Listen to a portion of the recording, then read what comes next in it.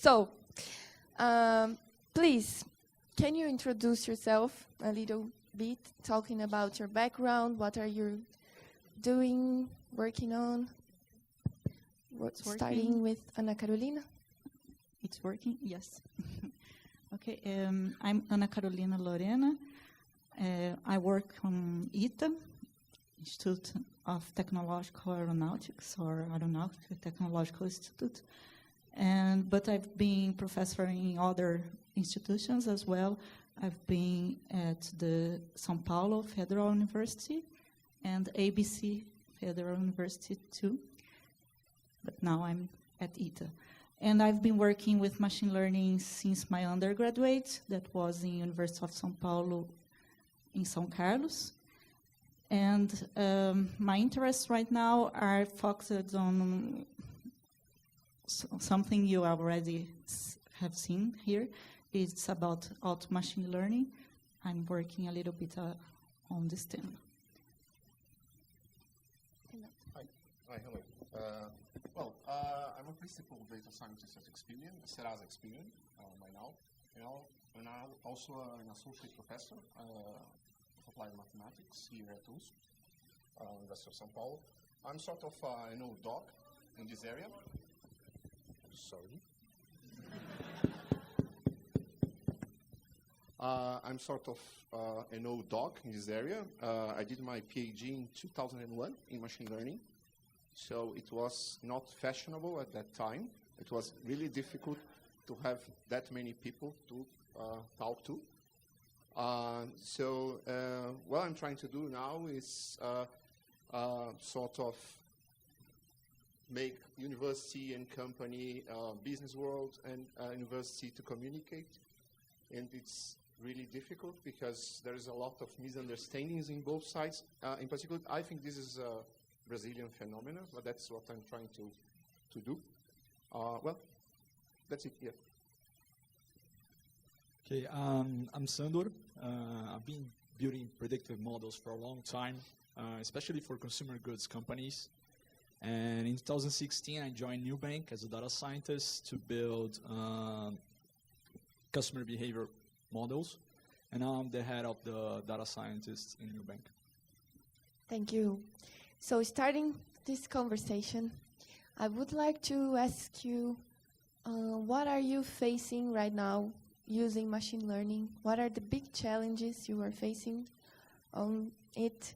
And talking about the ecosystem, we can talk about the toolbox or people skills. What are the big challenges you are facing?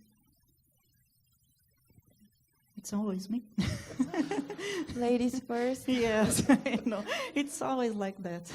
I will change it. The next one. I'm used to that. Yes, you must be too. Well, as I said to them, my background is academical. I've always been in the academy here in Brazil. And the difficulties I faced there would be to get students to the area, because I think the market is absorbing, even if we'll do something in your undergraduation, then the market absorbs you. So we have this, it's difficult to get students in machine learning, but I think it's for a good reason, because you're getting employed. And and it's also, I think it's difficult also to communicate with companies here, with the industry in Brazil. And it's for several reasons, but one of the main reasons that I see, that not particularly in ITA right now, but when I was at Unifesp, was the bureaucracy. In the university, since it's usually they are, I've worked on public institutions, you have a lot of bureaucracy to get, to be able to work with the companies, because we are hired as dedicated to the university. And so, for example, in Unifesp, it took more than 1 year to be able to work with a company. So I think 1 year in the market is a lot. Renato? Well, I prepared some notes, right? So, first thing I think is important to us. I mean, it's important to understand there is at least two kinds of machine learning users. So we have the technician, I would say, people that have an instrumental knowledge of machine learning, and also people that use machine learning as a way of thinking. Let's say a way of thinking about interesting business questions. So two kinds of people. And I think one thing that's hard from the point of view of companies is finding the right people, because I feel that now machine learning is more or less like teenager sex. Everybody does it. At least everybody talks about it.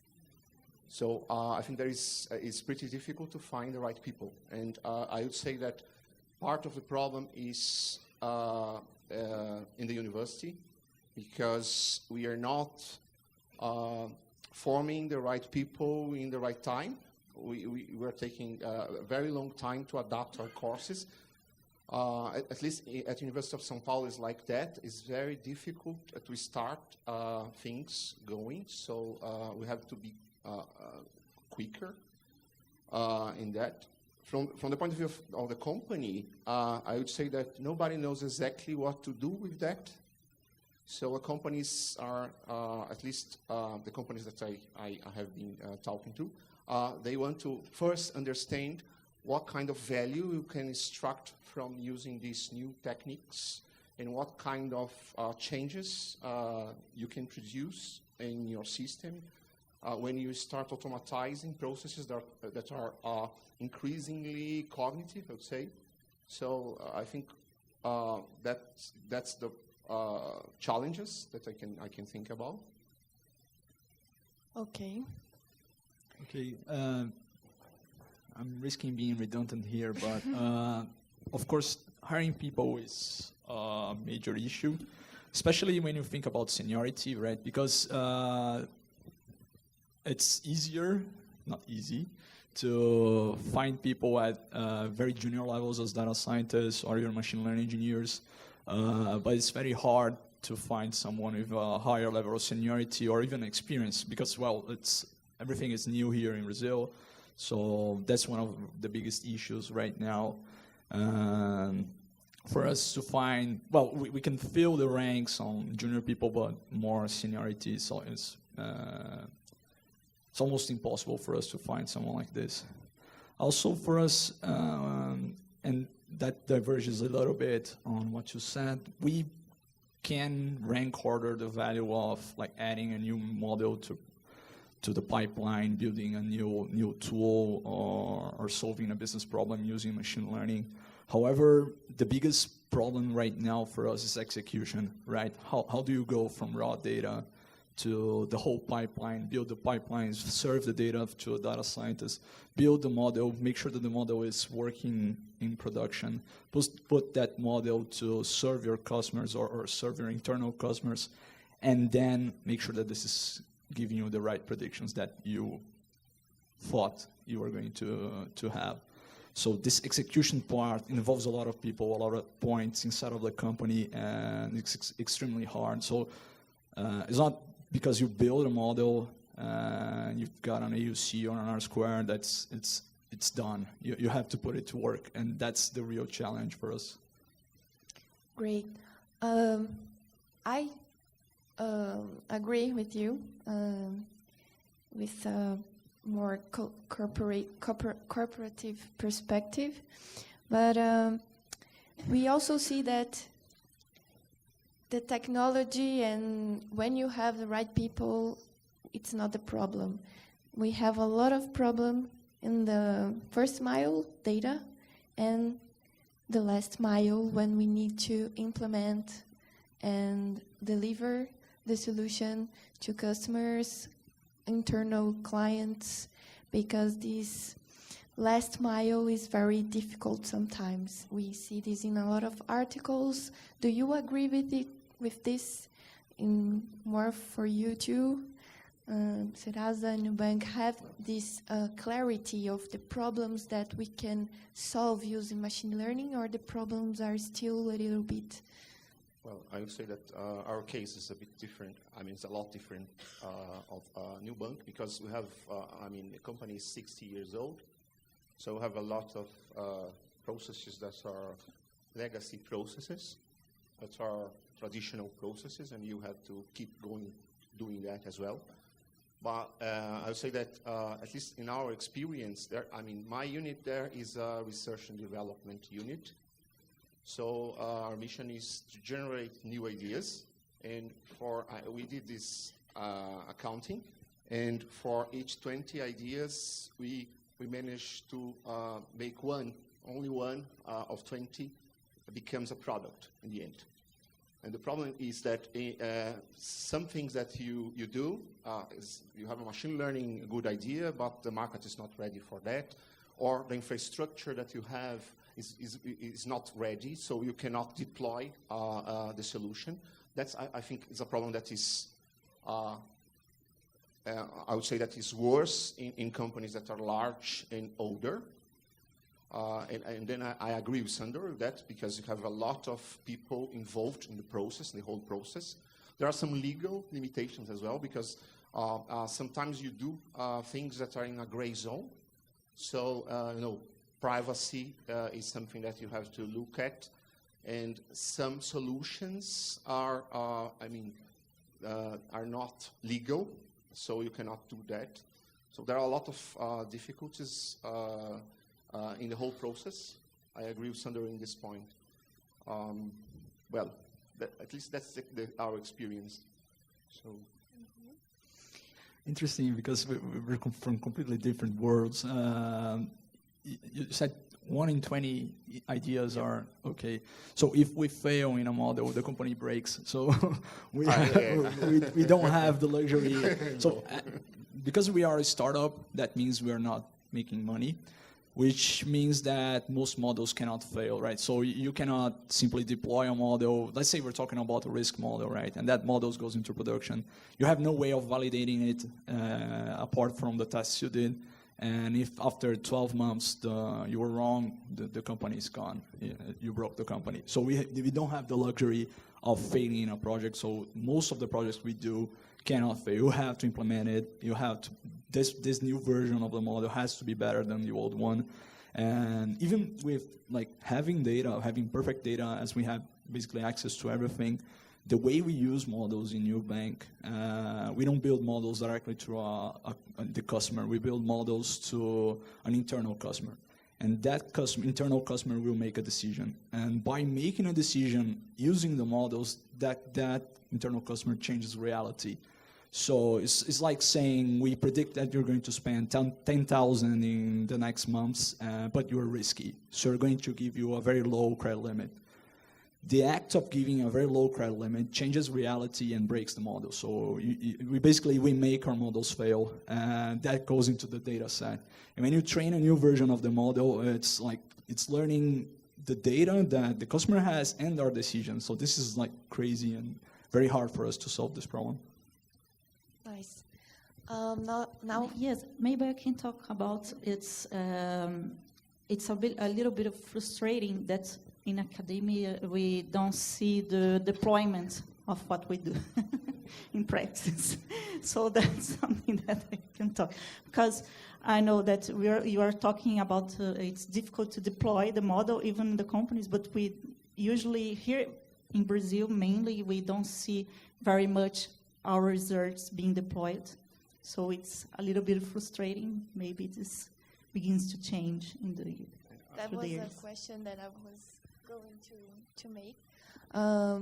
We see that the ecosystem is getting bigger. We have a lot of startups and programs that get the startups more close to the organizations. But how do you see universities getting closer to corporations, industries?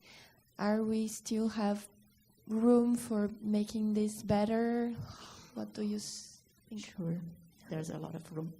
Maybe he can talk a little about the experience they have Yep, I have a point to make about that. Actually, what I think is that there is a tension between short-term and long-term, and that's something that you have to solve in order to have a cooperation between a company and the university. So the company is very short-term oriented, and the university is the opposite, is very long-term oriented. So one idea that we are trying to pursue there with Experian and USP is, okay, you have the university to have long-term goals, but we also try to find some quick wins. So you can finance, you can keep funding the project around these quick wins. So I think that's a very difficult balance, but it's sort of, you see, in Nubank, it's not exactly a startup anymore, right? Still counts. Okay. But it's more short term, and the university, as you said, is difficult to deploy. You never deploy, it's always. So I think you have to deal with this balance. Yes, maybe what you said is about breaking into subtasks, what we do, and then you can interact more. Good. And we see that something that motivates and move the academy are the publications. And how do you see here in Brazil, the organizations are investing, or they leave room for their collaborators to make publications too, to, I don't know, innovate and make some scientific publications as an organization? Well, at Data Lab, at Experian Data Lab, we have this benefit, I would say, that a person can publish, and actually he can spend 1 day a week just to be focused on publishing something. And this is one of the goals for the year, for example. He can establish these goals. I want to publish 1 paper or a number of papers in a year. So we try to keep that going. Another thing that we are doing is we are financing postdocs at the university. So this year, 2 postdocs at the university. And the idea is that those postdocs will be full-time, working full-time in publishing together with us. So that's the way we're trying to do that. Nice. You? Well, as I said, we're a startup, so we don't have as much time to devote to that. We have been talking about this, but the main concern that we have is privacy. So most of our data, if not all of our data, is sensitive. So trying to publish something, and we don't have a long history of data, so we cannot draw data that is old to build to write something, because it's still too new. So we're kind of lagging behind in this. Okay. Yes. Yeah. What I see is the problem is usually confidentiality. Yes. Mm-hmm. So I worked once with a company in a project, but we couldn't publish a paper about it because of because of privacy. Yeah. So for us in the academics, it's very difficult because we are evaluated based on publications. Mm-hmm. So there's an issue. Yeah. 10 minutes. Well, I'm gonna open for questions. Thank you. I have a question. I'd like to know your view about what's the weight of experience when you're dealing or hiring or working with data sciences. There's a famous Venn diagram that combines subject matter expert and math and IT as the 3 main requirements for a data science to be a great data science. I want to know how do you weight any of those aspects?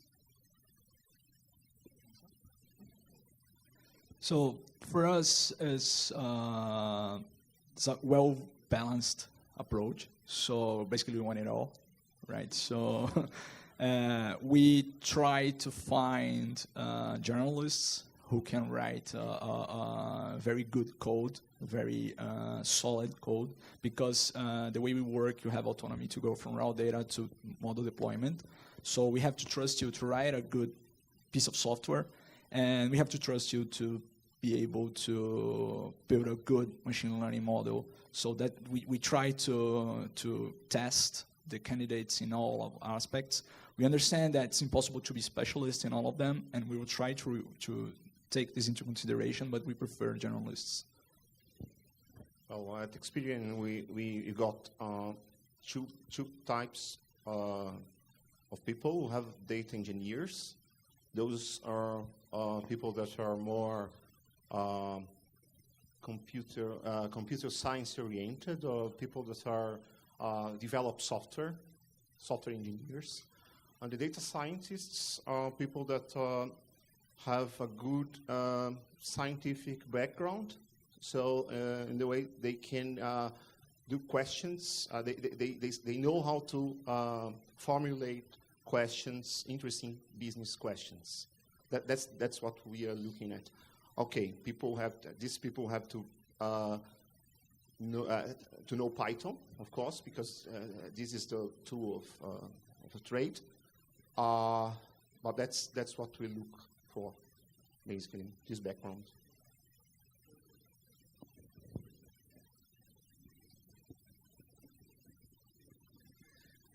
Hi, I work for Udacity. We're an online education company, and I have a lot of students who are already employed full-time, and they want to make a break into new areas. So a lot of them want to make a break into data science, into machine learning. But when I talk to them, they tell me, I ask them if they started applying, and they're always like, oh, I feel like I need to study more. I feel like I need to do more Kaggle. I need to do more things before I can start applying.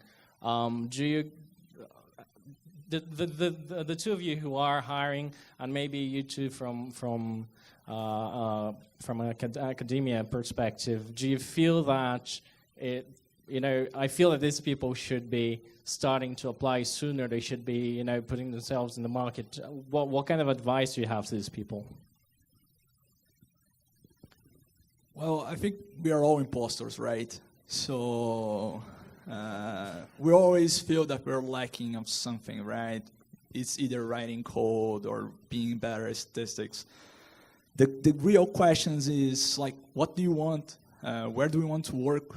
Right, so if this person wants to work at a tech company or a bank, what are those companies in need of, right? And then go prepare yourself to apply for those jobs, right?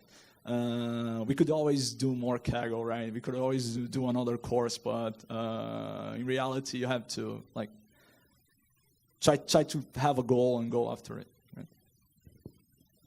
Well, we use Kaggle a lot to hire people, actually. I mean, not submitting data to Kaggle, but we use old Kaggle competitions just to check what a person can do with this data. So I think Kaggle is good to have practice on that. But I think people have to find a way to have a solid background. Doesn't matter what sort of course you do, but you have to have a solid background, because the most important thing is learning how to make questions, and that's I think that is the hardest thing. So that's what I would suggest. Yeah. Okay. And I think one word that he said is what we try to do in the academics is to give the background. Okay, so if you want the basis, the university will have a lot of that in many areas. So that's where you probably should find something, try to find something to.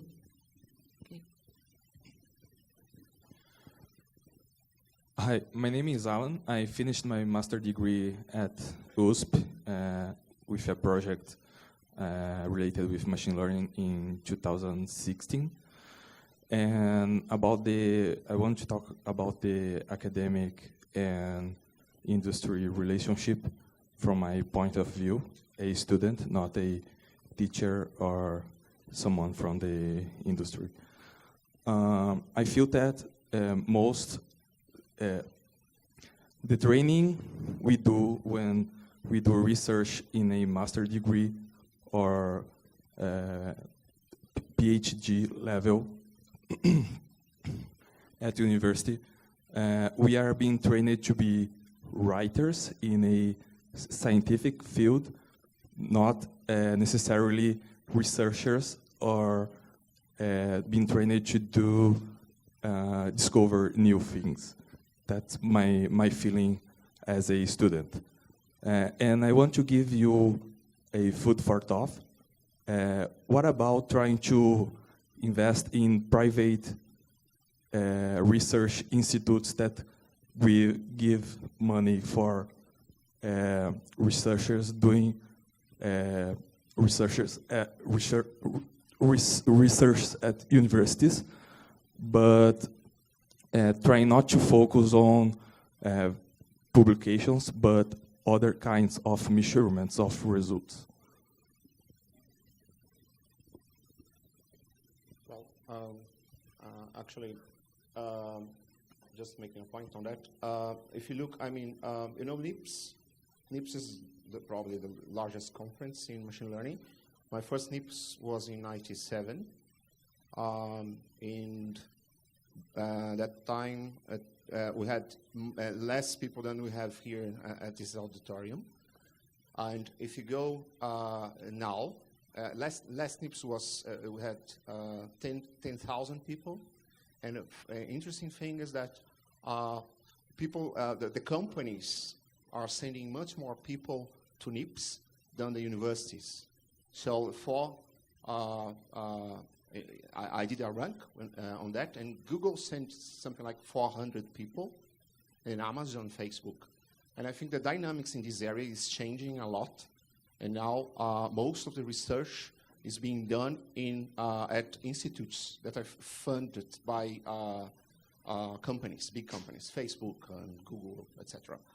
But I can't see that happening in Brazil. And I think the problem is that the whole structure here of how if you do, for example, an art project, then you can find incentives for doing that. For science, we don't have anything similar, and I think that's the problem. And so it's funny to think about that, but that's I think the problem is. I can see that, unfortunately, happening in Brazil. Yes, I think there is a large gap between the interests. I know what we're talking about. Maybe it's a little bit frustrating because we are very oriented towards publications, because we are. That's what we are required to do. Okay. But I think it's something that needs to change a little bit. There is a lot of discussion among the researchers that this is not the best model, and maybe in the future we'll have other kinds of evaluations that are not so oriented towards scientific publications, and then this can be better. Okay. Well, our time is up. So thank you for this conversation. It was very productive for me. I hope you all feel the same. And that's it. Thank you.